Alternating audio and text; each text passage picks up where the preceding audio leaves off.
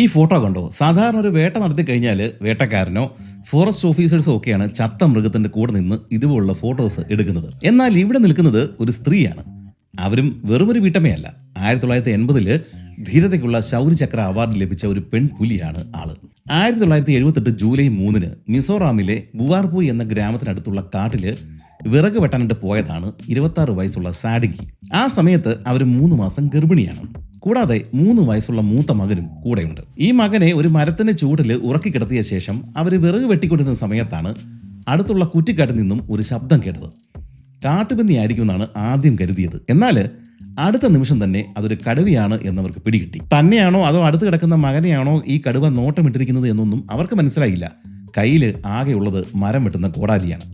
ഭൂമിയിലെ ഏത് ജീവിവർഗമാണെങ്കിലും സ്വന്തം കുഞ്ഞുകൂടെയുള്ള അമ്മയാണ് ലോകത്തിലെ ഏറ്റവും ഡേഞ്ചറസ് ആനിമൽ.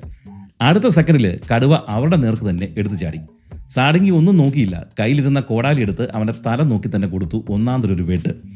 സ്വന്തം ജീവൻ, കുഞ്ഞിൻ്റെ ജീവൻ, ഇതൊക്കെ രക്ഷിക്കാനുള്ള വെപ്രാളത്തിൽ വെട്ടിയ വെട്ടാണ്. കൃത്യം കടുവയുടെ തലയ്ക്ക് തന്നെ അത് കൊണ്ടു. ദേ കിടക്കുന്നു നിലത്ത് ആപെക്സ് പ്രിഡേറ്റർ.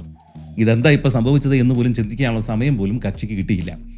നിലത്ത് കിടന്ന് ഒന്ന് പിടഞ്ഞു, അത്രയേ ഉള്ളൂ. ഈ സംഭവം നടക്കുമ്പോഴേക്കും ഈ സ്ത്രീയുടെ, സാഡിങ്കിയുടെ ബന്ധുക്കളും ഗ്രാമത്തിലുള്ള മറ്റാളുകളും അടുത്ത് തന്നെ പല സ്ഥലങ്ങളിലായിട്ട് നിന്ന് വിറക് വെട്ടുന്നുണ്ടായിരുന്നു. സംഭവം നടക്കുമ്പോഴേക്കും സാഡിങ്കിയുടെ ശബ്ദം അവർ കേട്ടെങ്കിലും ഭയം കൊണ്ട് അങ്ങോട്ടേക്ക് ആരും ഓടി വന്നില്ല. കടുവയുടെ നഖം കൊണ്ടിട്ട് ഈ സാഡിങ്കിന്റെ കൈക്ക് നിസാര പരിക്കുകളൊക്കെ പറ്റിയിട്ടുണ്ടായിരുന്നു. എന്തായാലും വാർത്ത കാട്ടുതീ പോലെ അങ്ങ് പടർന്നു. അന്നത്തെ ഏതോ പ്രാദേശിക ഫോട്ടോഗ്രാഫർ വന്നിട്ട് അവരെ കൊണ്ട് പോസ്റ്റ് ചെയ്യിപ്പിച്ചെടുത്ത ഫോട്ടോയാണ് ഈ കാണുന്നത്. ഇവർക്ക് 1980 രാഷ്ട്രപതിയുടെ കയ്യിൽ നിന്നും ശൗര്യചക്ര കിട്ടുക മാത്രമല്ല, മിസോറാമിലെ പ്രൈമറി സ്കൂളുകളിൽ ഇവരെക്കുറിച്ചുള്ള ഒരു ഭാഗവും കുറച്ചു കാലം മുമ്പ് വരെയും പഠിക്കുവാനും ഉണ്ടായിരുന്നു.